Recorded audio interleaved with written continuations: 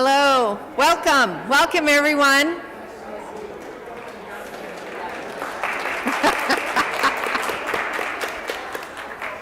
Welcome, I'm so glad you're here. My name is Marcy Mederi, and I work for the Catholic parishes of Oak Park with this collaborative that we call Spirit and Light.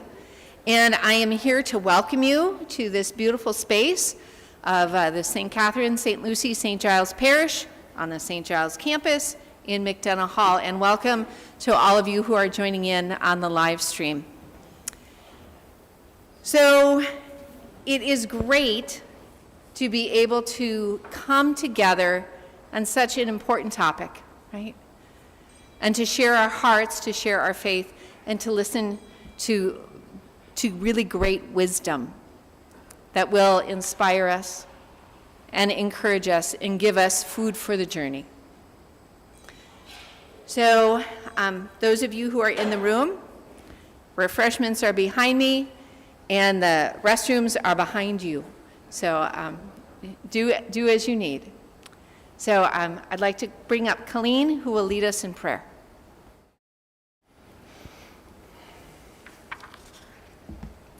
Let us pray.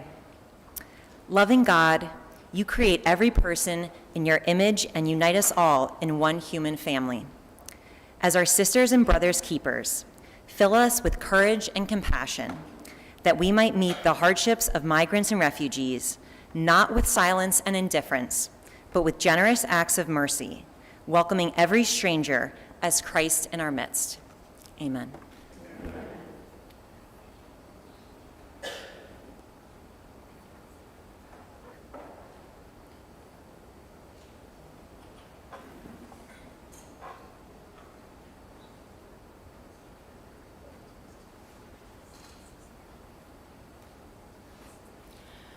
Good evening.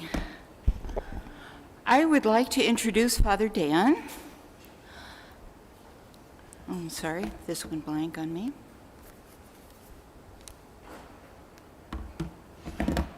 Just read it from here. Reverend Daniel G. Groody, CSC, PhD, is a Holy Cross priest, Vice President and Associate Provost for Undergraduate Education, a Fellow and Trustee, and a Professor of Theology and Global Affairs at the University of Notre Dame. His primary responsibilities include advancing undergraduate teaching, research, and outreach. Father Groody is an award-winning author, teacher, and film producer. He has written 4 books, edited or co-edited 5 books, and written numerous articles that have been translated into 9 languages. His scholarship delves into the intersection of theology and migration, offering insights into the human experience of displacement and the role of faith in addressing social and global challenges. His latest book, A Theology of Migration, The Bodies of Refugees and the Body of Christ, won first-place honors from the Catholic Press Association. Internationally recognized as an expert on migration and refugee issues, and drawing on research and speaking engagements in more than 50 countries, Father Groody has collaborated with institutions such as the U.S. Congress, the U.S. Conference of Catholic Bishops, the World Council of Churches, the Vatican, and the United Nations.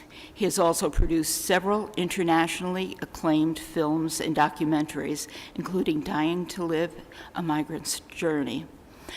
He is the recipient of a Centennial Medal from Catholic Charities and a winner of an award for the sustained excellence in undergraduate teaching.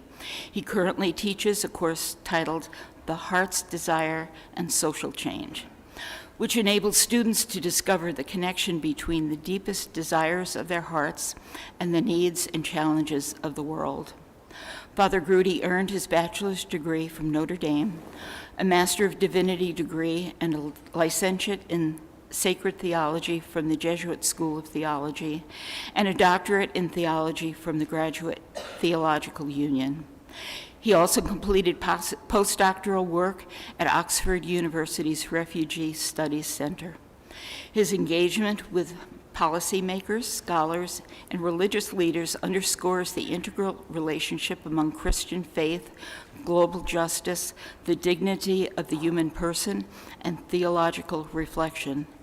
In addition to his research, scholarship, and teaching, Father Groody is a former downhill ski racer, loves woodworking, yeah, I was surprised by that too, and once rode a bicycle from Portland, Maine to Portland, Oregon.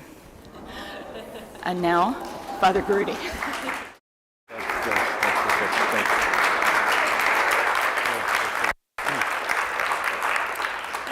Well, thank you for inviting me to just share a few words with you tonight, and I want to also thank the Dominican sisters of Cincinnati, who were kind enough on that bike trip to give us lodging to homeless migrants who were passing through that area. So I do remember that very well, as I mentioned earlier. Before I came here, I was invited to go out and share in some of the ministries you're doing in the area. And I do recognize I'm in the company of some amazingly great people who do that work. Father Ed Shea, Sister Joanne, who's here, Sister Lena. I know people who have been doing this work for years, many others who I kind of met tonight. And what a pleasure it was to just see some of this work at St. Edmunds, and I know in this area, really impressive. And thank you for just inviting me to just listen to what a lot of the different things you're doing. So I couldn't help but just be impressed by your commitment, your engagement, and even you're putting your faith into action. So tonight I just want to share, just put some of this stuff in context. We're doing work in different ways. It took me a little while to figure this out because the reflections I'm going to share tonight first came out of my experience of living in Latin America and being really touched by the people that I met. And then years later, when I really worked in pastoral ministry in Hispanic parishes, I remember being very touched by the stories that people told me, their struggle to live dignified lives, some of the indignities they were suffering, but there was something that was very profound in my encounters and experiences and interchanges with them. So as things evolved in my own life, I thought I was going to stay in pastoral ministry. I thought I was going to work at the border in migrant camps in Southern California, but eventually I was called to come back to teach. But I thought if I'm going to teach, I want to reflect on these experiences.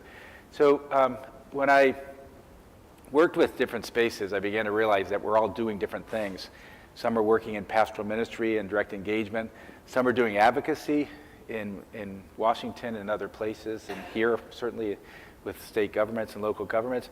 Some are kind of working in education. So I'm going to offer you just some of those perspectives of the research that I've been doing probably over the last 3 decades or so on this, and just hopefully that just kind of offers something, especially to many of you who are on the front lines and working at this, day in and day out, and often kind of wonder, why am I doing this? And what gives meaning, and how do I understand my faith commitment to this?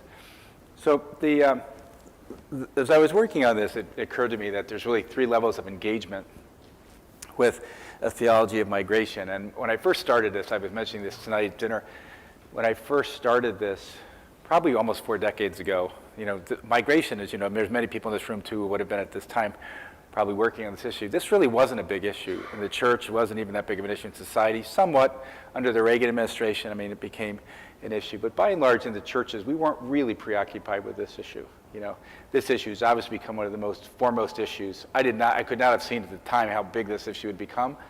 And I have to say that, even when I was beginning some of I remember giving my job talk at Notre Dame almost 25 years ago. And, at one point, it's a very kind of critically engaged discussion. Scholars really ask a lot of critical questions. But one of them was, this really isn't theology. This is sociology, or this is political science or social science. And then I said, no, it is theology. But they said, well, if it is, you haven't actually done that yet. And as much as the critique kind of stung, it was a challenge because I knew there was something theological about it. But I think the work from then is to say, how do I really begin to articulate what a theology of migration is about? So I offer a first word on that, and I'm going to really talk about what this means in light of the Eucharist. But again, a lot of this comes out of my pastoral experience, and so I think there's 3 levels of looking at a theology of migration. The first is really looking at the theological level, and that's what we actually do on behalf of migrants. So what's happening at St. Edmunds, what's happening in the parishes, we see migrants who are in need. They're vulnerable legally, they need clothing, they need jobs, they need language support, cultural support, family support. And so it's goes this way. It really helps those who are on the move. The second is really the spiritual level. And so one of the things I did in many different contexts, different borders around the world, mountains, canals, post-genocide, human trafficking, refugees, migrants, asylum seekers, was trying to say, well, what's this feel like on the inside? I was really interested. I'm really a person interested in spirituality more than anything. And so I was really interested in the journey into the human heart. So I'd often ask migrants, what are you thinking? What are you feeling? Or what would you say to people if you were here tonight, if you were in my shoes? And so really understanding the inner landscape, that's always been a deep interest of mine. The third is really saying that these come together on a theological level and really be asking, what does it mean to be human before God? How do we think about God from a migration perspective? And all of this, I think, is a way of thinking about a theology of migration. So they're interconnected levels. They kind of have a way of speaking to each other. They build on each other. But again, what you're doing here at St. Edmunds or St. Giles is different than what I'm doing at Notre Dame, which is different what the Bishops' Conference is doing in lobbying for legislative reform. But I think holistically, we're trying to carry out this mission of the church. And I think we can each do stuff in different ways. So hopefully this will add to some of the work you're doing. But I have to say first, well, let me just go back a second, I don't know how I got into this issue. This issue found me more than I found it.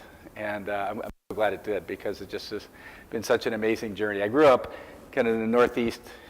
We moved around a lot because my dad worked for the phone company. But we came from Irish heritage. My name, Daniel, means God is my judge. Vistos is my mother's maiden name, which means uncultivated. And Groody means crooked. It's actually an Irish name. So with that as a background, I remember I buried my uncle, whose name was Bill Groody, and he was my godfather. So I got news that he passed away. And so we actually went to where he was from in Ashland, Pennsylvania, and we had a funeral mass. Then after the funeral mass, we buried Bill Groody's body into the ground. And it was a couple of hours after the funeral that I got an email from a man, and he said, a note from Bill Groody on the message line. So it's like, oh my God, he made it. He's wireless now, and he wanted to tell me he was okay. And so I answered, and he said, my name is Bill Groody. I found your name on the internet. And he said, I live out in the Bay Area, or kind of live just north of the Bay Area near the Napa Valley. He says, if you're ever out this way, I'd love to connect. So I was coming out in a couple weeks, and my community had a house in the Bay Area, and so they knew I was coming to visit. But then when I came through the door, they said, will you be here for dinner? And I said, yes. I met somebody on the internet, and I invited him over for dinner as well. You can imagine that any community or family situation, there was just a deep kind of like, what? And so people were a little nervous, kind of little chill in the air, I think, when he came through the door. But after a while, we began to compare notes, and we began to realize that we were connected to two brothers who came over from Ireland through Canada into the United States around 1800. And then in those days, you just really didn't marry outside the clan, or you didn't really leave sort of the Catholic Church in this case. But these two brothers got into a fight because one married outside the clan. And the other was so angry at him that he says, the way I want to get back at him is by becoming a Protestant. So his family became Protestant, and my family stayed Catholic. And so it took 200 years to get the orange and the green back together again. But Bill and I became great friends. We ended up working on film projects together. We ended up doing some other research. But at one point, we actually did this DNA research. And so, there's been quite a bit of research done, especially since 2001 on the front line of the White House. There was an announcement that they had deciphered the sequence of DNA. And to give somewhat of a sense of what the genome looks like, if you were to put a stack of paper as high as the Washington Monument in 12-point font, you get a sense of how many characters are really on this genome strand. But by looking at certain markers and comparing those with indigenous communities, you can actually trace back your migration heritage 80,000 years. Which is exactly what this map shows. So Bill and I did this independently, and this actually is my family's migration history over the last 80,000 years. So, and then it just disappears just like that. So it's here today and gone. We're not quite sure what happened here. Here we go. So this whole stuff about, Trump, migration, all that kind of stuff, this isn't even a blip on the radar. This has been happening since the beginning of time. But you can see why people, through war, through scarcity, through just very different kinds of uprooting, climate change. People have been moving. Yeah. Can someone prime up the volume a little bit? I'm not sure. Marcy, if you're able to pick up the volume. Yes. So through these different climactic changes, they're having a little trouble hearing on this side. It's as loud as it can be, and I can turn on there. Okay. I'll try to lift this up a little bit. So, migration that here in our genes, and it's something that's just part of our whole makeup.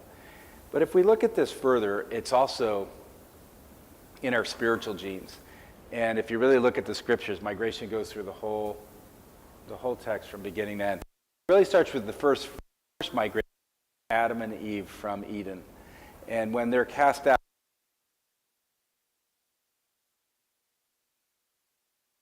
identify in any particular place that we know of today. We really see the call of Abraham. The spotlight comes down to one person.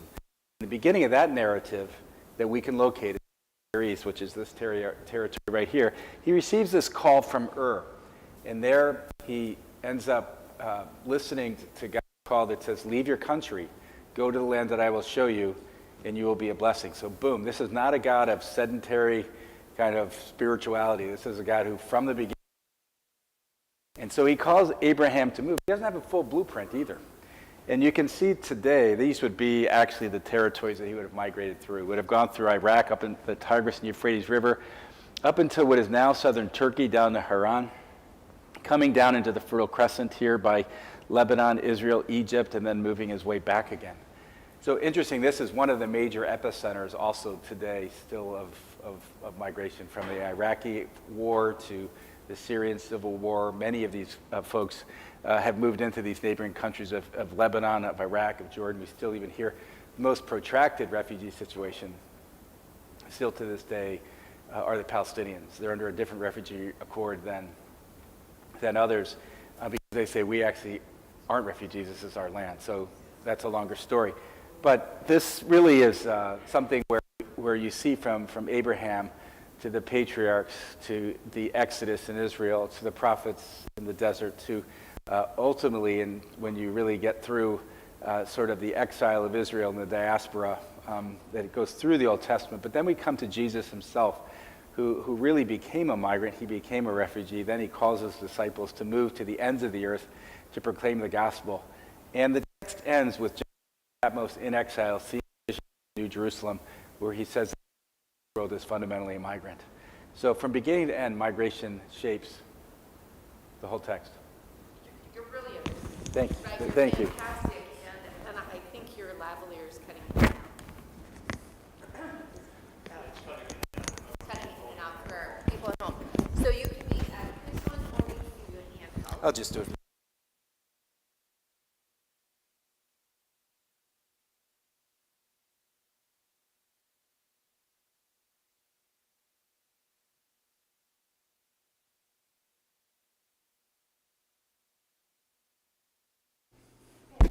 So migration is in our spiritual genes. It's in our national genes as well. Certainly this country is a country that from the beginning to end has really been a country that's both welcomed migrants and has had a strong, very anti-migrant rhetoric. I'm at a school of the Fighting Irish, which really was the cry of an immigrant community who were discriminated against. The Fighting Irish wasn't just a football slogan, it was actually the cry of an immigrant community that said, hey, we're fighting for human dignity. But what happened with sort of the Irish and happened to the Italians, happened to the Germans, the Lithuanians, happened to the Chinese very severely, happened to the Filipinos, and the list goes on up until our own day, to the Latinos, to the Muslims, or whoever else it might be. So underneath this, there are some common patterns. And so while we're living this in our own particular generation, when we look at it really more holistically and historically, there is also a transgenerational dynamic that goes on of otherness and excluding, and especially in a fear of the other. So today, this is one of the probably more dominant images coming out. You've got two main kind of strands coming up. You have one coming up from Latin America. You have another coming up, obviously, from sub-Saharan Africa and the African continent. But many of them coming from Africa are on boats like this one. And some of these boats hold as many as 700 people. And they're moving from places like Libya, especially after the Arab Spring. We saw kind of a rush of these. Gaddafi and others were just rushing people out of there. The collapse of governments, poverty, human rights violations pushed people to take desperate measures to get on boats to flee northwards towards Europe. And what happened in one case is, but this happens regularly, it still happens many times today. If you want to get some of the sheer numbers of these, there's a website called Missing Migrants, and you can imagine that when people capsize in this area, that we often don't know how many really have died. But in this particular case, there were hundreds and hundreds of migrants on a boat. And when it capsized, only 8 people survived. And they survived by clinging to a fishing net in the middle of the ocean. And when the fishermen saw them clinging to that net, instead of saving them, they actually severed their nets and cast them to die in the ocean depths. And one of the persons who first heard about that was Pope Francis, and he had just been elected Pope. And when he heard about this, he made a visit to the small island of Lampedusa, which is only 6 square miles. And there he celebrated Mass on an ocean harbor to condemn a globalization of indifference to these human beings, but also to really say that God really cares about these people, who the world regards as nobodies. So, but he used a chalice made from the driftwood of a refugee boat, which is rather extraordinary. And so the question for me became, what does it mean to use a chalice from the driftwood of a refugee boat? You know, what does it mean to use a chalice at Mass from the driftwood of a refugee boat? That was a theological question. But when he celebrated Mass, you can see they used this carpenter who did it, who I'll say more about. They only had 8 days to prepare for this. And so he celebrated Mass over this small little boat. You can see the chalice there that he used, and he used a number of other things as well, were the remains of these shipwrecks of the wood that came ashore. So it left me thinking, how do we think about the Eucharist and migration together? And that really became the substance of my work. But it really started much earlier than that. Around 2000, I was invited to join some members of the Bishops' Conference to go to a Mass at the U.S.-Mexico border. This was one that was in Arizona sometime later, but every year they have a Mass down there where half the communities in Mexico, half the communities in the United States, and they join the altar together at the wall. So I thought, what does it mean to celebrate the Eucharist in the midst of a divided political reality? And what is the meaning of the Eucharist in a context like this, right? And let me be clear, it's not the instrumentalization of the liturgy for some political purpose. It's actually just the opposite. It's actually highlighting the role of the liturgy as a spiritual commitment that has political ramifications. You know, so this is fundamentally a spiritual vision. So what I'm offering really is not some kind of commentary per se on politics. That can be a derivative of this, but the primary thing is I'm trying to ask this question, as are you, what does it mean to live out my faith in light of the challenges of social issues like migration? And how do we understand who God is? How do we understand who we are? How do we understand who we are in relationship to one another? That's sort of what this is about. So I think as I began to think about this theologically, again, when I first kind of got into this field, people are like, this isn't theological. But I thought, well, if it is theological, how do we think about what's happening inside churches and outside churches? So that just kind of gave more of a context of thinking about migration and the Eucharist together. So what I really want to say here today, and there's 4 parts to this talk, is saying that this is the core idea, is that while the fundamental kind of narrative of the world about migrants is really about from our oneness as a human family to otherness, it's fundamentally about othering the migrant. The movement of the Eucharist is in the opposite direction. It's taking the Humpty Dumptiness of our brokenness. This is my technical theological explanation of it. It's taking our Humpty Dumptiness and trying to put it back together so we really move back to our union and communion. So the long journey of life, or the long migration of life, is about a journey to communion. right? So in that light, I really want to not only give some more information about migration, but I really want to open up a new imagination about migration and look at migration theologically and look at it theologically in light of the Eucharist. And as we know, there's 4 parts in the Roman rite of the Eucharist. There's an opening rite, there's a liturgy of the Word, liturgy of the Eucharist, a communion rite. The structure of this talk and the structure of my book on a theology of migration really follows this, because ultimately what I was trying to do was to reshape a Eucharistic narrative, reshape the narrative around migration into a Eucharistic narrative. So the first part of this talk is really to look at an introductory rite, which is speak about the times that we live in as the age of migration. The second is what I want to look at the debated territory, and that's really the liturgy of words. The third part is to look at liturgy at Lampedusa, which is really more the theological territory. And then the last part is the concluding rite, which is the mission territory. So these are the 4 kind of parts of the talk, and I'll go for about another 35, 40 minutes, and then we'll just have questions and then kind of go from there, right? So, but at any point, if you want to stop or just ask questions, feel free to. So it's, this is more than just taking a theology concept and actually imposing it on reality. The opposite is this. This was very an organic process. The method for me was, let's start with the interviews with migrants. Let's look at the context they're living in. Let's look at the state of the world. It is more kind of a methodology of social action or of liberation hermeneutics, which basically is to say, before we actually kind of ask the theological question, let's look at what's going on in reality. People are suffering, people are migrating, people are dying. Let's look at that first. So that's the place where I start, but if we look at this together, let's just start with the numbers of migrants. So this is really the social context out of which we do theological reflection. And it begins by saying that today there are more international migrants than ever before. As I mentioned at the beginning, it's not a new topic. It's been going on since the beginning of time. But what is different today are the sheer numbers. Today there are more than 281 million international migrants in the world. And those are people who are living away from their homeland for more than a year, right? Not all of those are vulnerable. But that means that 1 out of every 28 people in the world is a migrant.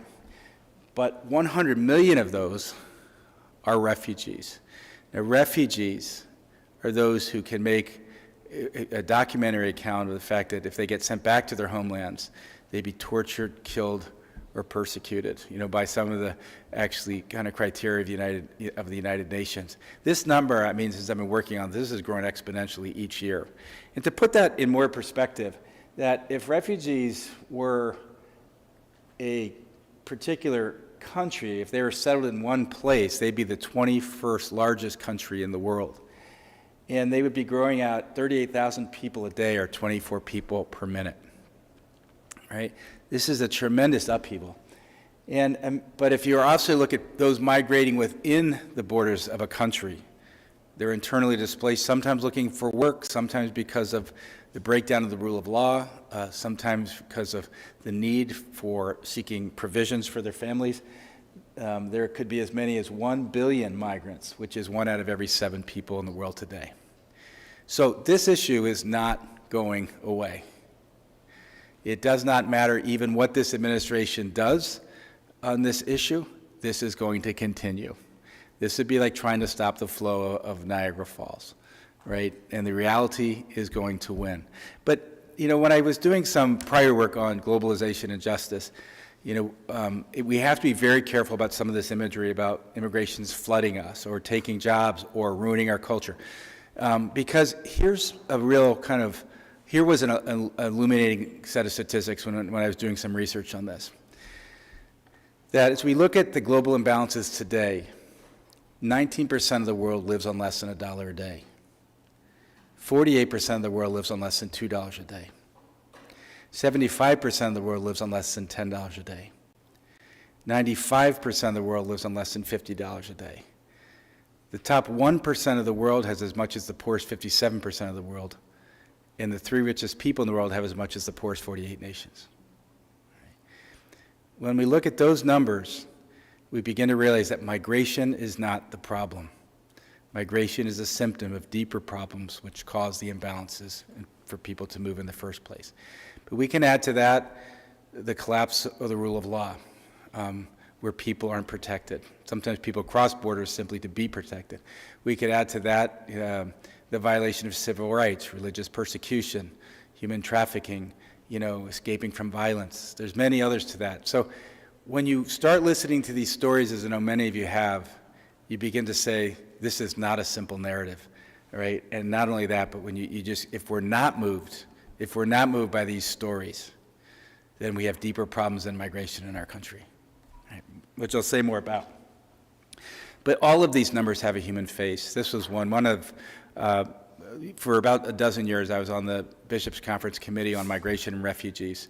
And each year we would go to areas of concern, look at the outflows of refugees during the ISIS crisis, or the Iraqi civil or Syrian war, or whatever that was. We go to areas of concern where people were very vulnerable, and to really speak with them. But this was one that was happening after the Syrian civil war. The woman with her head in her hands had already lost 3 sons. Her 4th son was just put in prison, and her grandson had just been killed. And these are some of her daughters-in-laws who just lost their husbands. And these are Muslim women. And I'll never forget what that was like to just encounter them and to really be in that moment. Some women still had bullet holes in them because they had no medical care. And at that moment, I felt like I'd never seen the Pietà carved out a living experience. I was very moved when I saw it in person in Rome the first time, but when I saw it in living flesh and blood, really a woman literally holding the death of her son, if you will, figuratively in her hands, I began to realize that this story just takes on deeply biblical proportions. So this is where I think we come down to saying that a theology of migration ultimately is framed around the human person and the human experience. And it's from there that we begin to do theological reflection. But before getting into the theological reflection, if you will, I was once giving a talk with some folks in Rochester, Minnesota, and some people from the Mayo Clinic were there, and I mentioned this story once, and I said when I was about 8 years old, I found this pamphlet in this rest area, and my family and I were on this road trip, and it said, did you realize that you could actually miss heaven by 18 inches? And I was like, wow. So I kind of opened it up, and it said, the distance between the head and the heart is 18 inches. And God is not just someone to understand conceptually, but someone to encounter in one's heart. And it's that distance between the head and the heart that makes the big difference. And so this woman was a nurse there, and she said, well, you only got that partially right, she said. She said, actually, there's a carotid artery that carries blood from the head down to the lungs and then carries it back again. And she said, if you cut off that circulation, then it actually just would give you toxicity and you die in no time. And I said, well, that's actually a good insight, because this is what we're trying to do, is to not just sort of being bleeding hearts and saying migrants are suffering. We're trying to think about this. We're trying to actually filter this through the heart as people of faith and people of love, trying to bring that back to the head to think about it again, and the circulatory process of what's going on. But perhaps the Native Americans have it even better. They said the long migration of human life is a journey from the head to the heart to the feet, and then back again. And so that's kind of what we're doing here. But that's part of what I'm doing here in this process, is starting in the outside world, then going to the head, going to the heart, theology, then going to mission with the feet. But the second part of this talk is I want to look about how people think about this. And in this part, I just want to say 2 things. Is that migration is an incredibly, incredibly complex issue. And if people don't understand that complexity, either they aren't listening to what's happening or they don't understand. The second thing I've learned from this issue is that's an incredibly, incredibly simple issue. And if people don't realize that, they either aren't listening or they don't understand. This is really, what it is. We have to really deal with its complexity, and we have to actually look at its core. It's really about human dignity. Even, I think today, Celine, when we were talking about giving clothes with dignity or something like that, whatever the name of your bodega is, that's really what it is. It's not just giving handouts to people, but it's like helping people restore some dignity even by having something nice to wear. That dignity just runs through all of it. It's really at the core. But, in the course of doing this research, I had a chance to work with a lot of different interesting people. And at some point, I made some real mistakes, kind of going out into the field and interviewing people, or just taking risks in kind of border areas that I just made a lot of mistakes. That's a whole other kind of conversation. But at one point I said, I think I could get further if I actually work with some of the institutional actors, and some of them were the Border Patrol. At one point I was working with the Border Patrol, and they'd take me in their helicopters or search and rescue. They'd bring me out on the ride-alongs. And at one point I was with a ride-along, and we were just kind of driving along. I always just introduced myself as a researcher in the beginning. By the end of the day, I told them I was a priest. I always wanted to see what kind of change that did in them. And sometimes it opened a door, sometimes it closed one. But in this case, I was riding along with this one agent, and he said, we were riding along in this, Border Patrol truck, and so he said, one time we were coming through this area, and these are his words, he says, and these aliens came across. And, then he said, I went after them.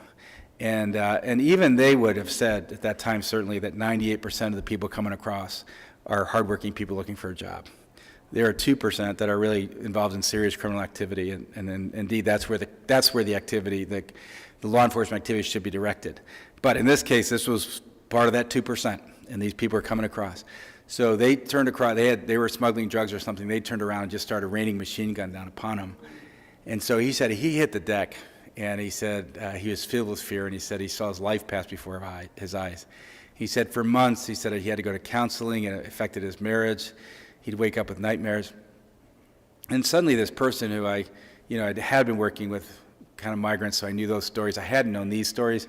And I felt for the guy. I thought, this guy's putting himself on the line every day, And so as we got further along in the day, I said, well, how do you know which vehicles to stop? And he gave me a couple descriptors. And it was no more than 2 minutes after this happened that this vehicle went by that looked very suspicious. And so he quickly went from being public relations agent on Border Patrol duty with me to actually be in hot pursuit of this vehicle. So he changed gears, put on his lights, sirens, he went after this vehicle. And then suddenly, doors flew open, clouds of dust, and these migrants just went running out in every direction. And what was surprising to me, I was so much in the mind of this Border Patrol agent at that moment that my first reaction was, oh my gosh, I hope he gets them. And then wait a minute. Then I woke up, I'm wait a minute. I thought about all these migrants I work with, no, I hope they get away, And then I'm run, And then, as he's running after them, in the back of the truck that they were in, they just had pictures of their family at a baptism at church. And I was why are we running after these people? So I thought, this is a hard issue. This is a complicated issue.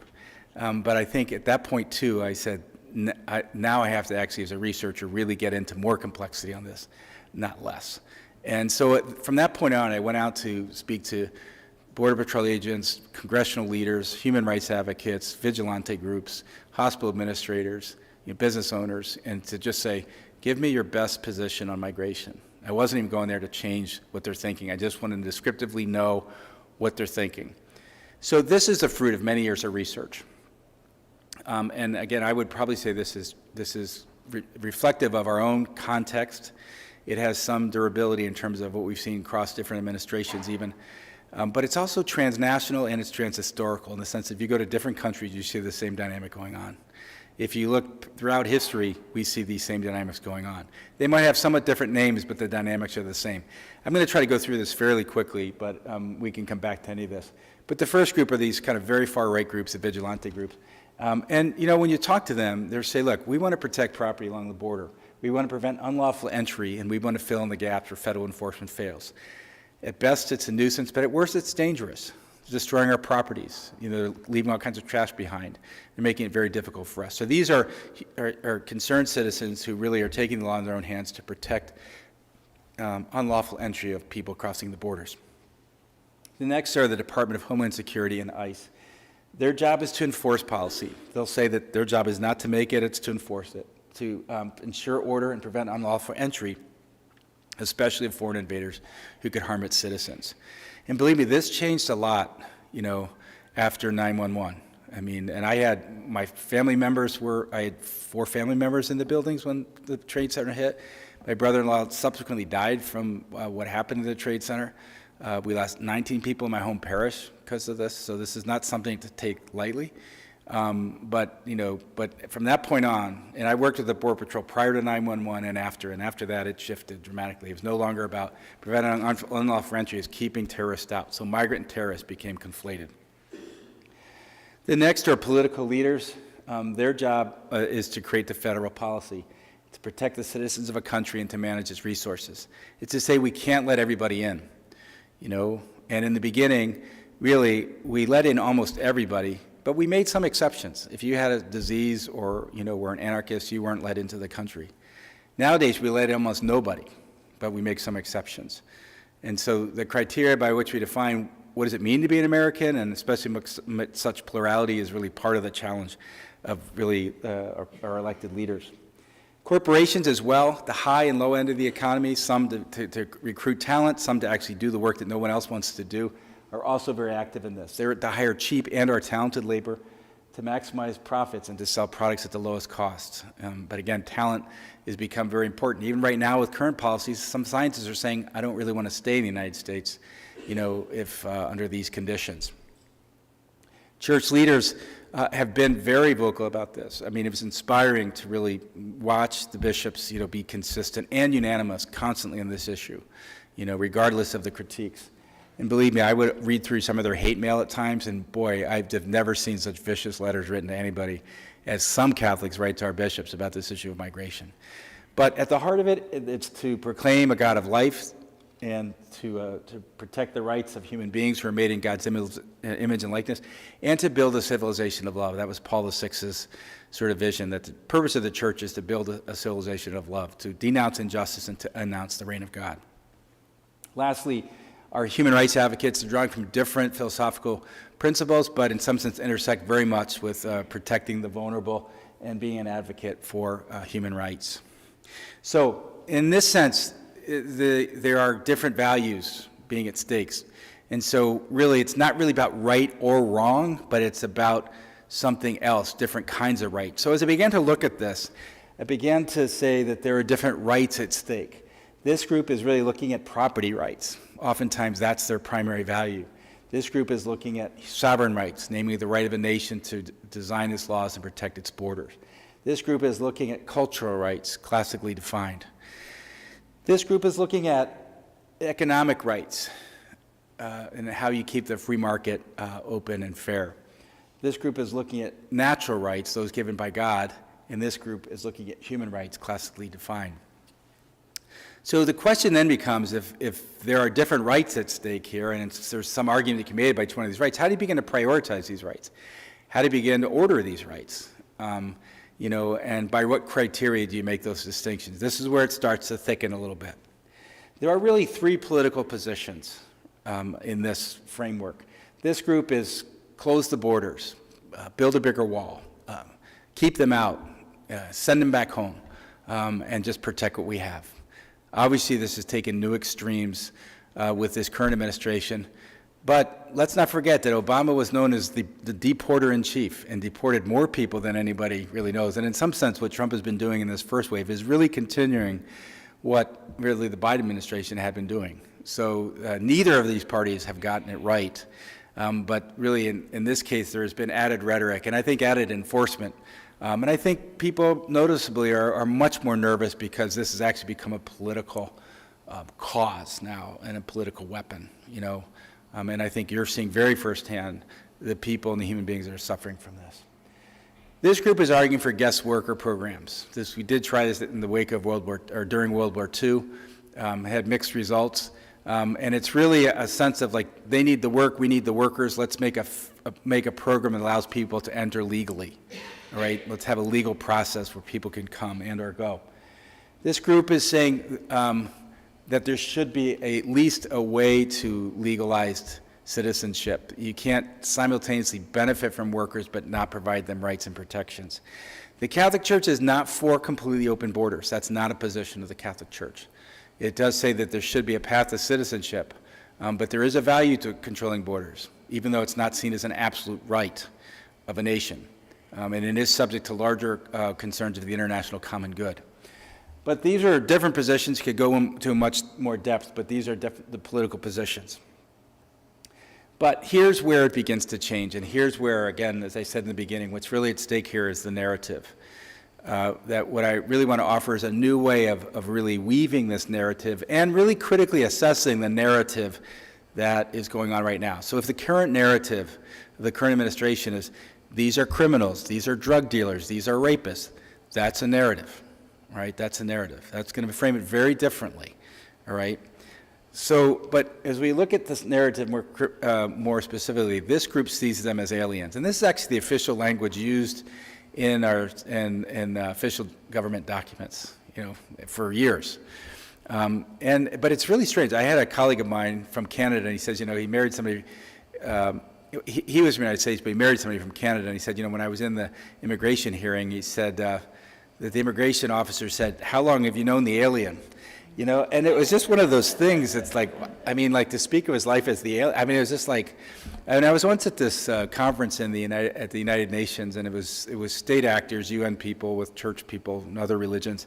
And at one point, someone in my small group said, the state gives rights to these people. And I looked at him and I said, no, they don't. Actually, God gives rights to these people. And it's the state's job to protect those rights. But these are different starting points. If a person crosses a border without documents, what kind of rights do they have? Do they have no rights because they shouldn't have crossed, they didn't cross legally, or do they have intrinsic rights that can't be violated regardless of what the national kind of laws are? Those are where these philosophical debates really are worked out. This group sees them as workers. Economists, as they look at this, is that there's different. They would say that the net gain of migrants over the longer haul is really where the evidence points. The first part of that, they're more needy, obviously, and you're seeing them really at the front end many times.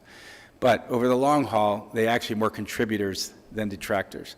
And look at some of the major kind of industries. 60% of venture capital, in recent decades has gone to really those companies where migrants were leading the companies and creating jobs for people. But look at Intel, eBay, Sun Microsystems, Google. These were all started by migrants. So the narrative they're just taking actually doesn't hold on that. But that is the rhetoric. So this group sees them as people. And this is not a very deep concept, but if we don't get this one right, then none of this other stuff is going to fall together. If these are just people that can be exploited and taken advantage of, then there are economic arguments that are going to be more persuasive than mine. But if they're people, and they're human beings made in God's image and likeness, that makes a different set of moral demands on us. So if we take this one step further, and this is where it really begins to thicken, and probably when I've ever given talks on this, this is the one pushback question I get more than any other, and it's usually some variant with various levels of aggressiveness that are, which part of illegal don't you understand? And these are by very educated people, And my friend Don Kerwin, he says sometimes you just want to say, which part of the gospel don't you understand? But that's kind of aggressive too, so that doesn't always help. But I'd like to work within the question and say, no, really the answer is what part of the law don't you understand? Because Thomas Aquinas says is that there's more to the law than just what's on the books. He said there's 4 kinds of laws. There's a natural law. In this case, parents need to feed their families. There's a civil law that are used to make ordinances for the common good. There are divine laws, which we know through Scripture, about feeding the hungry and the thirsty and the naked and the sick and the imprisoned and the estranged. And there are eternal laws through which God keeps the universe in motion. Justice happens when there's symmetry in those laws. Injustice happens when there's dissonance in those laws. Martin Luther King from a Birmingham jail could say that if you have civil laws that are against natural laws, like human dignity, that it's fundamentally unjust. So civil disobedience wasn't about anarchy, breaking laws. It was ultimately about justice, really adhering to these laws so that justice and peace could happen. So there are natural laws at work in migration, and whenever there is such discord and imbalances, like I mentioned earlier, people are going to want to move. So, but this group is going to emphasize the civil laws, and the arguments are something like, what are you, crazy? They're going to flood us. They're going to ruin our culture. They're going to keep us from being Americans. They're going to make us eat salsa, and take away ketchup. So there's just a sense like this is really bad for America, But it's really sort of an irrational thing to do. This group really speaks about the economic laws and saying, let's just let the economy work this out, which really leads us to other kind of vulnerabilities. Adam Smith, where this notion came from, really had no notion of a capitalist society. He really understood more fundamentally that if you're really going to take advantage of your neighbor, then you're not going to be able to live peacefully there. That he saw a capitalist really economy in work with a larger community. But really the great vulnerability, I think, for Israel, for every person today, is not atheism. It's not believing in God. It's actually idolatry, and it's making false gods. The vulnerability here is money theism, is making money the rule of God, and really where we worship that at all costs, and we pay human cost for that. This group really sees this, and this was a term by the United Nations of the natural laws, which is really about talking about the invisible heart. So it's really saying, what is our purpose in this life? And if we really take caring for one another out of this, and particularly reaching out to those who are vulnerable in need, that actually changes the equation, significantly in the moral calculus. So there's more they can say, but this really comes down to one question, I think, that I would like to focus on today. It's really looking at the otherness calculation. So who is the other? What is my relationship to the other? What kind of responsibilities do I have? When I'm at Notre Dame, when freshmen come, it's interesting, like everyone's scared when they arrive on campus. They don't know where they belong, but then they get in their dorm, and then they say, well, we belong to alumni, and those guys are Dylan. That means we're good, and they're bad. So they become the other. Until Michigan comes into town or any other football team, then you just say, we are ND. So you unite around that. So there's different layers of identity that go on, but the othering sort of is part of our human nature, but at some point it works against us. So this first group really defines this issue in terms of a fear of the other, the second in terms of the usefulness of the other, and the third in terms of the connection to the other. So this is where the deeper migration needs to happen, is really moving in and out of these spaces. We may occupy it for a time, but at some point we have to keep testing reality and say, does this position make me free? Am I becoming more human? Am I being more connected? Am I leading, a life that more images God's likeness, or am I moving away from that? Those are the deeper migration questions. So I want to summarize this by saying this is not just about moving across borders. This is actually a tension between sovereign rights and human rights, between civil law and natural law, between national security and human insecurity. And here I'm going to take a deeper shift between citizenship and discipleship. So it's really to say, what does it mean to fulfill the duties and expectations of being a member of the state? Again, here I'm going to go deeper into the heart and say, but what does it mean to respond to the inclusive demands of the gospel, especially if I call myself Christian? So this takes us, more into the theological territory. And I remember, in context, one of the places I remember doing some research was in Morocco. And I was kind of on the border of Morocco. It's not any, since I'm in Chicago, I could probably say this. I haven't mentioned this too many times, but it was not really a good day because I was actually had to go outside of Morocco into this border town and then cross the border the next day. I had trouble getting contacts. This is one of my stupid mistakes that I kind of did. And so I saw these people kind of rushing down the hill, kind of in this border town. I said, hey guys, I wonder what's up there. And so I go up there, and I saw this woman carrying this big box. She must have been like 80 years old, and she was carrying a big, heavy box. So I just took a picture. Then all of a sudden, I heard all this whistling and this Muslim kind of chatter, and all of a sudden, they just circled all around me, and they said, don't move. I was like, this is not good, Lord. So I'm like, help me. So I just kind of let go, and so they're like, what are you doing here? And I said, well, I'm doing research. And then they kind of deleted my pictures, and then it was really dry, and my nose started to bleed. And then the commanding officer came by, and then he took my passport, and he left. I'm like, oh my gosh, I thought Midnight Express. I'm like, oh my gosh, where am I going next? So then the guy goes, where are you from? No one knows where Indiana is. So I said, I'm from Chicago. And he goes, Chicago? Michael Jordan, the Bulls. I'm like, oh my God, Michael Jordan got me out of this mess. So anyway, it's a longer story, but anyways, I was interviewing some of these migrants who were hiding up in the mountains, and they had been coming from different parts of sub-Saharan Africa, and I spent 3 days with them.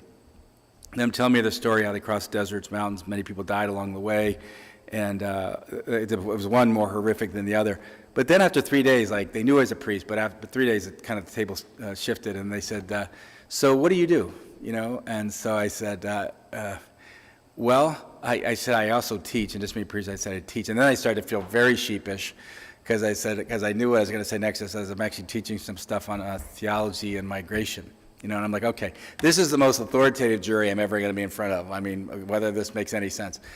And so I thought, so this one guy, Emmanuel, said to me, he says, theology of migration. He said, some people think that the reason why we're suffering so much here in Africa is because we're descendants of Judas. He said, what do you think of that? And I thought, wow, that's a theology of migration. It's a bad theology of migration, but it is a theology of migration. So I said, well, here's another way to think about this, right? Here's my most important kind of message of the night. So if you're asleep, just wake up just for like 30 seconds, because don't miss this one. So I said to him, Emmanuel, here's another way to think about this.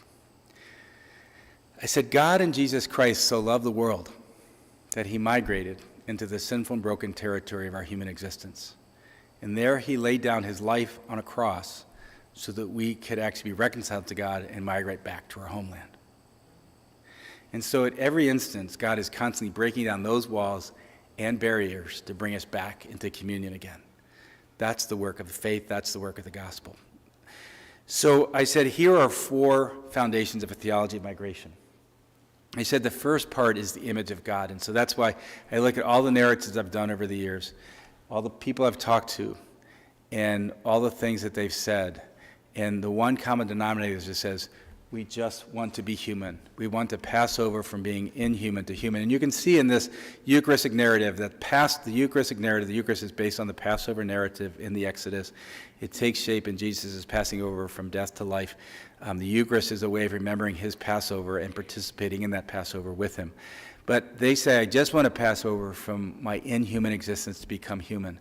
One migrant said, I've stood away in baggage compartments of buses. He says, I've crossed through the mountains and almost baked to death. I've gone through the deserts and almost died of thirst. He says, I've almost frozen in the hills. And he says, I've been hungry and thirsty. He says, all that's difficult. He said, but that's not the hardest part about being a migrant. The hardest part is when people treat you like you're a dog and treat you like you're the lowest form of life on earth and like you're no one to anyone. And it'd be painful sometimes, I remember even being at the border, the southern border, when people who had accounting degrees from Guatemala, and I remember these words, these were the exact words. He said, I will even be your slave. But nothing's worse than knowing your family doesn't have medication. And you'll work in the fields, you'll work, as doing anything you ask so you can send money back home. That's where you really see, high virtue at work and people giving themselves for the sake of others. The second foundation, I said to Emmanuel, is really the Word of God, which is about passing over the divine-human divide. Now, I thought about this as I was working on this Theology of Migration book, and it occurred to me that if we call Jesus' migration into this world the Great Migration, when that Great Migration happened and he entered into Mary's womb, if you will, Mary's already betrothed to Joseph. And to be found pregnant by somebody other than your betrothed will put Mary outside the law. And so when she went in haste to visit Elizabeth, it wasn't like I haven't seen her in a while and I can't wait to catch up with her. She says, if I stay around Dodge, I can actually get stoned to death. Not alone just telling Joseph that, by the way, I'm pregnant, like what that would have meant for her. But she flees, she's got this news that suddenly this great migrant's going to be part of her home, in her womb, and she has to live with this mystery. And in this, that Jesus was really undocumented, illegal, and an alien. He was undocumented because when we went to Bethlehem, it was a census, and they had to really register their documents. He was illegal because he was born out of wedlock, and he was an alien because he really was from another world. And if you think about that, the good news begins with an undocumented, illegal alien, that God chooses to save the world through an undocumented, illegal alien.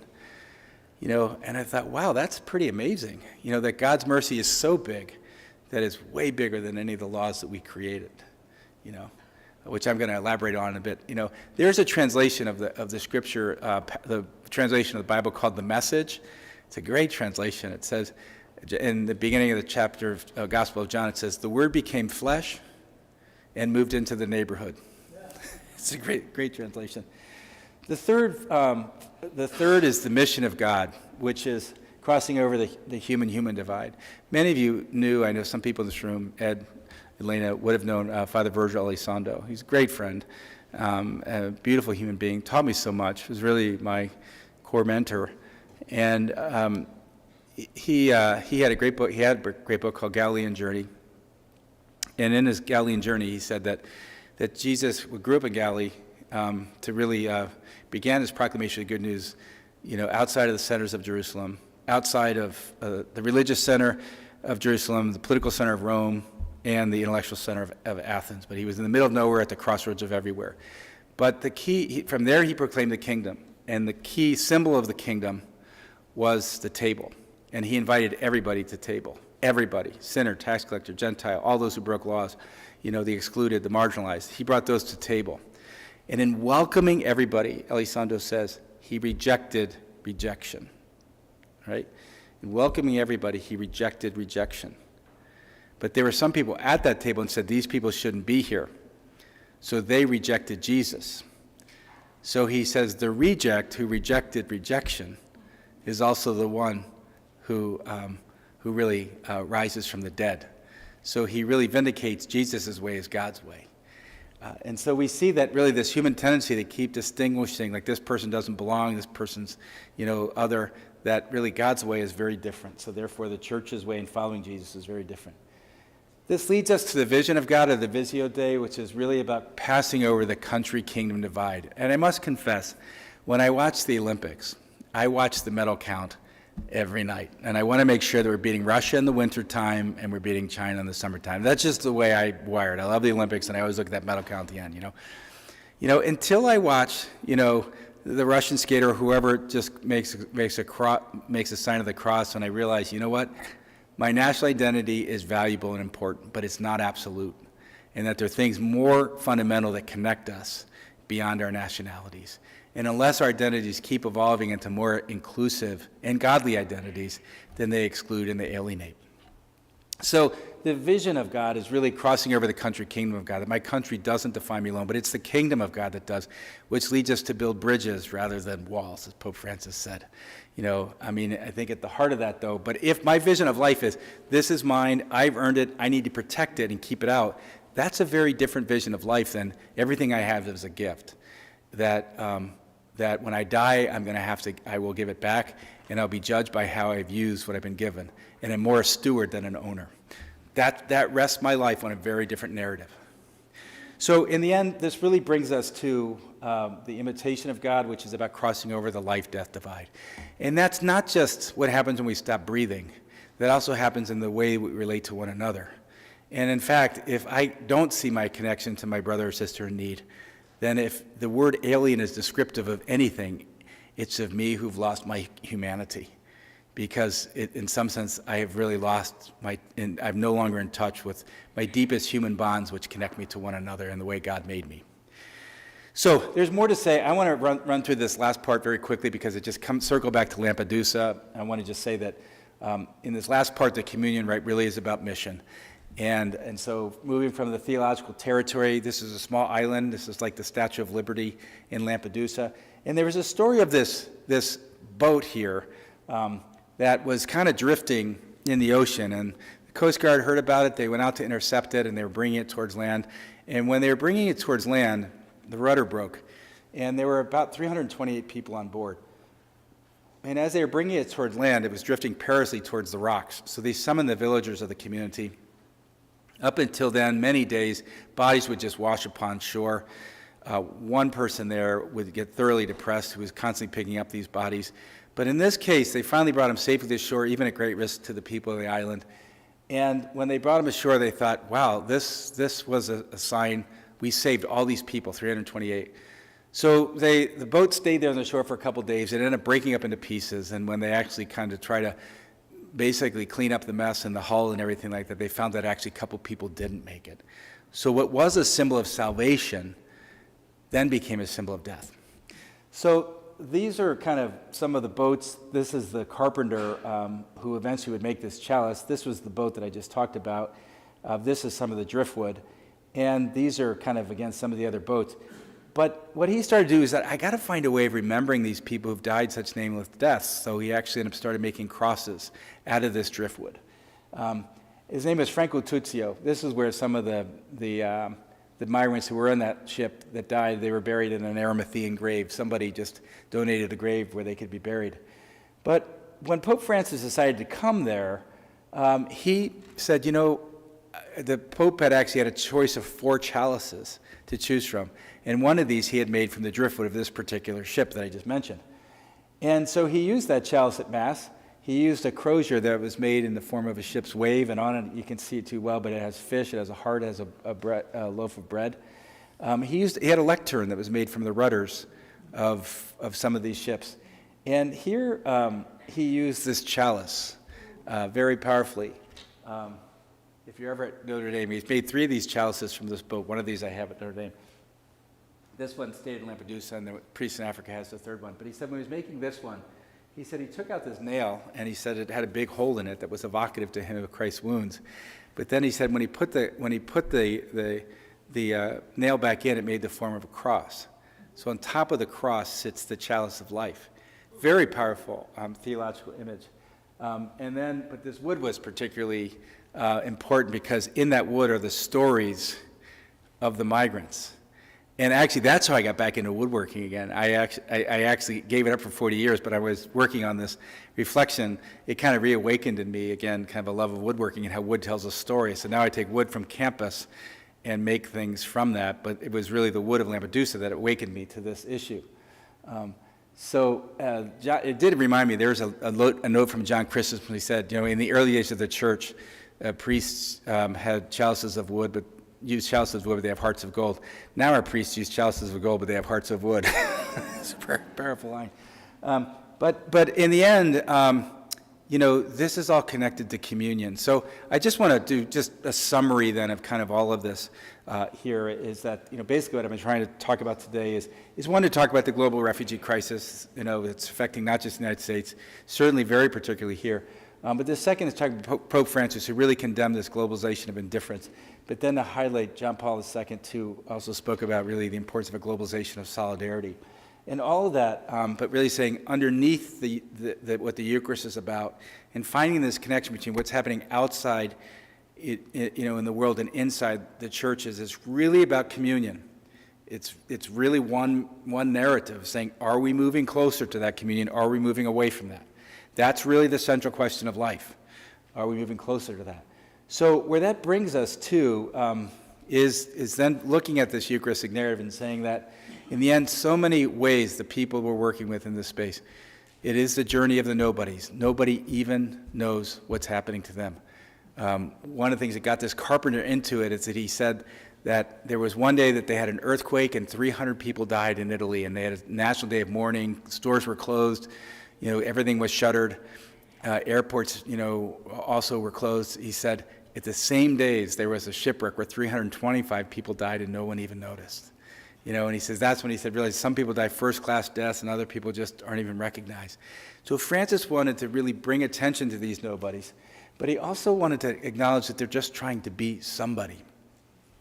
And in the end, to say they're connected to everybody. And that underneath all of that, and this was even some of the work as well, and the last part of my book, really looking at the works of mercy, feeding the hungry, clothing the naked, one of which, Joanne is featured, your organization. I know it's changed names a couple of times, but it's really the work of basically liberating people from prison, feeding the hungry, all the work that many of you are doing. But all of that is really saying that we do this because there's a connection to the body of Christ. And so what we're celebrating sacramentally is also what we're living into ministerially. So my last word here is just to say that in the end, where that leads us is really to highlight maybe 4 parts of a theology of migration. One is the incarnation, in saying that this is about God, the God who first migrated to us. Second, it's about the church, who really is, we are migrants in this world.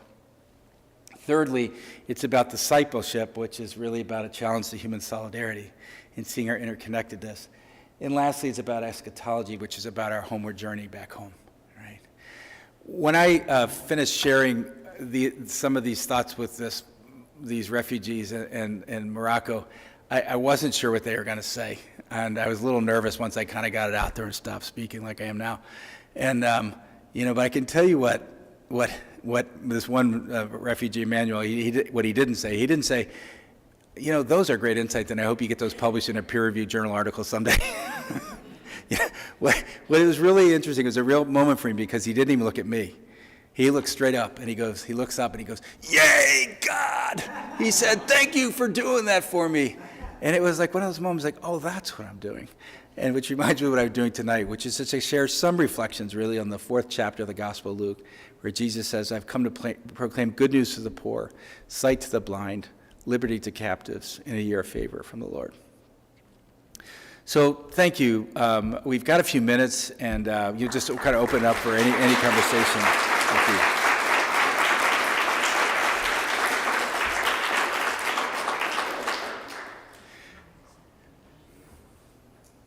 Any reactions, commentaries, anything that touches your experience?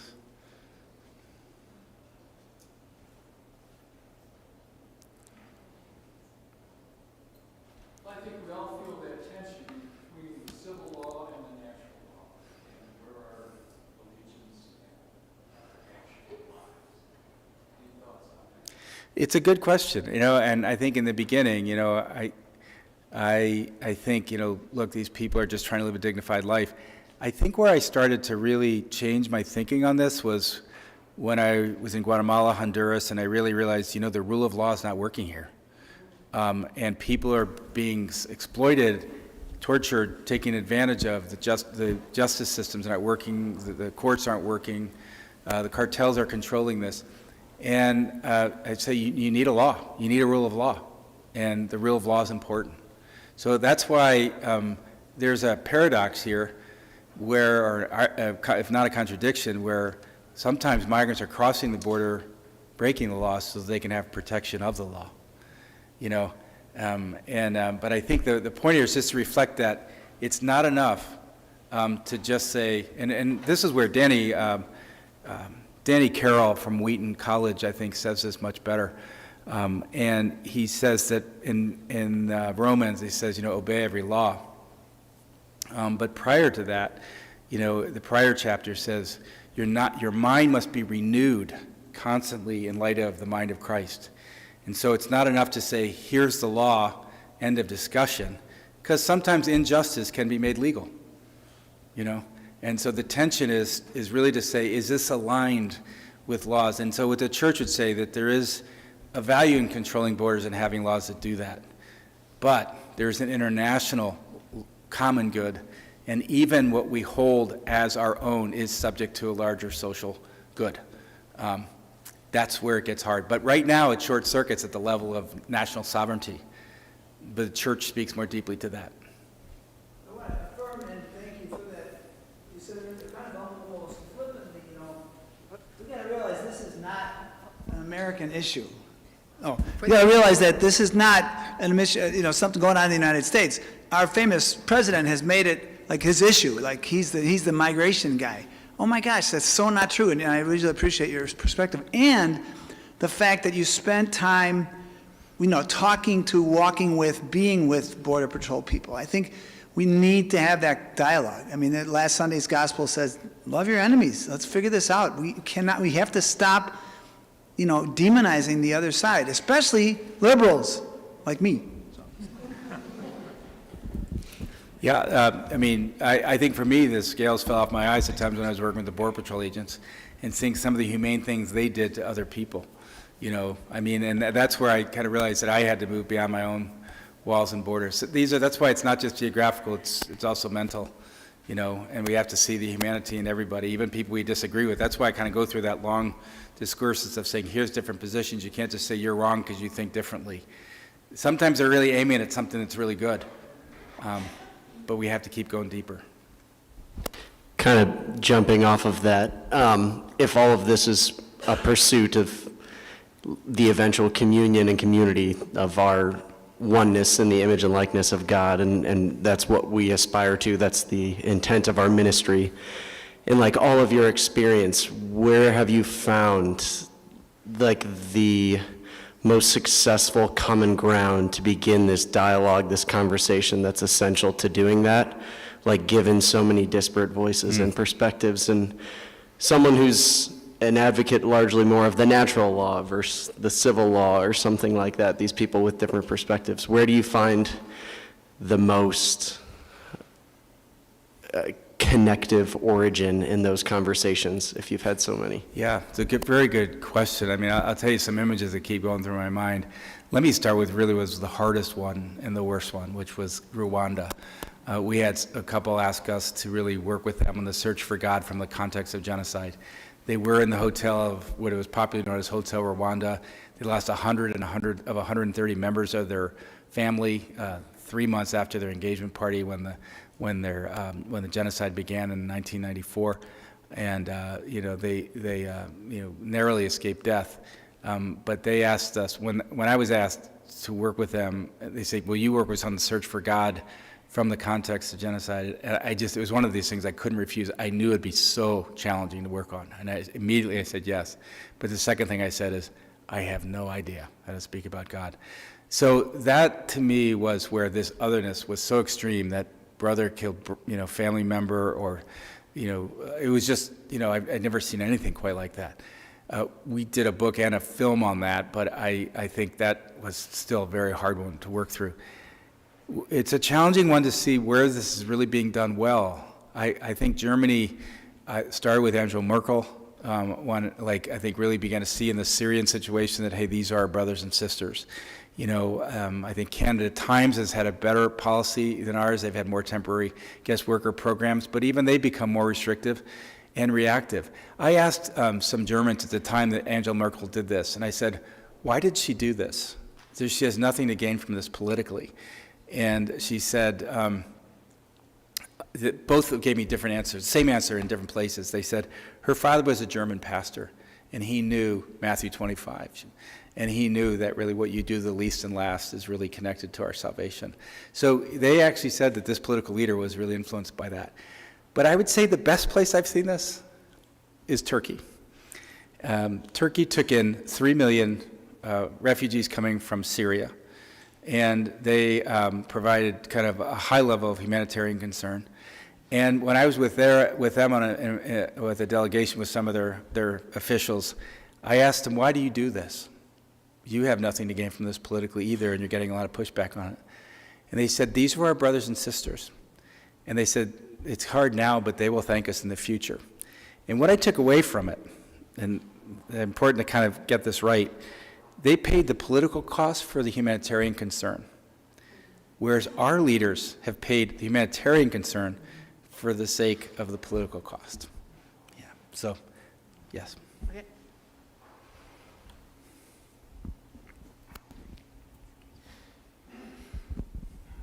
While I agree with Ed that we can't demonize people, I do believe it's up to us to call out policies and behaviors that we think are abhorrent. And in terms of where do you start dialogue with people, I have found, for me, the best way is to ask the question, what would you do to save your child's life? What would you do to feed your family? And I oftentimes find people are stopped by that question, and it leads to sometimes a more fruitful discussion. That's excellent. And, some things too, right? Recalling your history of your family's own migration history. It's interesting in the book of Deuteronomy, Yahweh calls Israel to remember where they've come from. You're slaves in Egypt and so on. Why? Probably because they forgot it. They kept forgetting it. I think it's our tendency to forget it. And I think the biblical account is always saying, remember where you've come from. Oddly enough, it's that first generation who's often the most discriminatory against the migrants. Yeah. Father Groody, thanks so much. Given a lot to think about. I'm very big on words and and how we use words, and your focus on the liturgy of the words is very powerful. Also need in the mix of that is kind of for me a liturgy of the silences, and the good silences, but also the bad silences. Those who are not speaking out, those who are are sitting back and allowing it to happen. And then the other piece is the challenge to human solidarity. I always need to emphasize within myself that it's challenge to human divine solidarity. It's to the Christ that's within all of us, that it is that human connection, that incarnational connection with each other through flesh and spirit. And how do we live that out? How do we recognize that? And in regard to what Ed pointed out is, how do we recognize the Christ in others? So even when we're told to pray for our enemies and how difficult that can be, my tendency is to say, okay, I'm going to pray for the Christ, who I believe is in Donald Trump or Elon Musk or whatever, somewhere, and be able to ask that Christ to somehow come out of the tomb or whatever you want to say, but to, again, that connection in spirit and to the Christ that we believe and we teach is in all of us. Yeah, I mean, we have to look at that deeper level, and I find this, especially in my students today, it's like when you walk around campus, everyone's got an earbud in them, we're so bombarded with noise that we've really lost the capacity to be silent. In the book, I actually do that at the end of the first section because, really let us pray. Generally in a mass, you can have an extended period of silence before you actually say any words. And I feel there's a real need for us to get back in touch. My students actually have to commit at the beginning of the semester to deciding how much time each day they're going to spend in silence and not do work, but to just listen to their heart. That is something that is in really short supply these days, and I think it's at the root of so many other problems which we have in society today. And even how you listen to that deeper image of God that's there even in people that disagree. Hi, one part that I'm interested in that wasn't in your pie are the citizens of the country itself. And what I notice is that people have real fears about migrants. And some people fear about the loss of their culture, particularly older people. Some people fear based on things that may not be reality, about taking of jobs, or feel like it won't be America anymore. I'm just wondering what your thoughts are on that, if you noticed any work being done on that area, because it's fine for all these different people to win their little war on whether it's going to be on economics or whether it's going to be on whether we're going to let people in or not let them in, where they're going to treat. But unless the citizens of the country are part of that, people will always be looked at as inhuman as well. Yeah, it's a good point. I think we have to start there sometimes when people really name and acknowledge those fears. Then we have to ask, are those fears, legitimate or reasonable? And I think working in this ministry, I'm sure many people here would also say, it's once you have the encounter, and this is what Pope Francis really emphasizes again, the importance of encounter. Once you have the experience of really kind of hearing their stories, seeing their suffering, and amazingly, their generosity and commitment. So many times over, I found people with nothing giving everything they had. And I think that's, for me, which really touched my heart to say, these are not the people I need to be afraid of. But let me say, some of them, yes. I mean, like, when you really get into the world of the cartels, you get into the drugs, it's dark really quickly. Human trafficking, when we were doing some work in brothels with trafficking in Thailand, it got dark so quickly. So there are real things to be afraid of,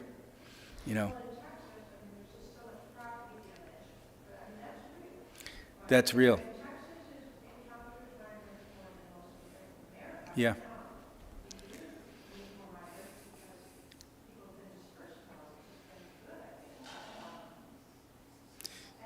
Yeah. No, it thickens. It begins to thicken, and when you begin kind of adding to that, like when you start speaking to the coroners, and when you go to these cemeteries in Southern California where you see all these nameless bodies that are so decayed beyond recognition because they died in the deserts, this is where you begin to see these different values, and you begin to say, wow. So it's hard. It's really hard. And fear is really I think, can take over us. But how we deal with change, too, is important. I did my mother's wedding. My mother got married after my father died, like 3 years later. And when you do your mother's wedding, you're like, this one I didn't see coming. And so afterwards, I'm like, the only constant in life is change. And so I realized that I can't just cling to what I had in the past. I've got to really be adaptable. We'll take one more question. I know it's getting kind of late, but we'll take one more. All right, we got one over Yeah. here, but it's a repeat if there's someone new. All right, then Father Larry. Again, another observation is, again, and we look at nationalism, we look at all this, but there's also this connection that we have that is unavoidable, that how we impact other parts of the world that forces migration to our country. So, for example, we have the largest market for drugs. We provide the largest market for drugs in this country. We have the greatest amount of addiction in the world in this country, which drives the cartels in South America and Central America, which then drives the violence that causes people to come here, seeking to get away from that violence. And we forget, and I think it's willful forgetting, that in many cases we are the cause of that because of our addictions and all those sorts of things. And at the same time, our gun industry, which is managing to send guns to other countries, again creating greater violence, forcing people to come here. Yeah. I agree.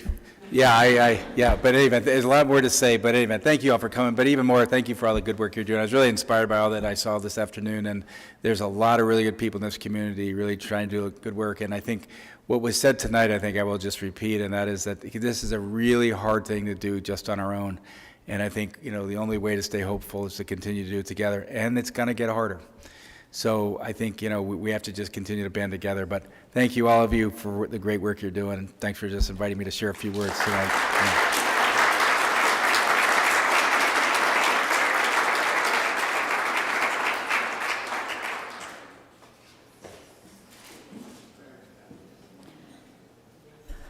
Before we all leave, I would like to invite you to stay for some hospitality.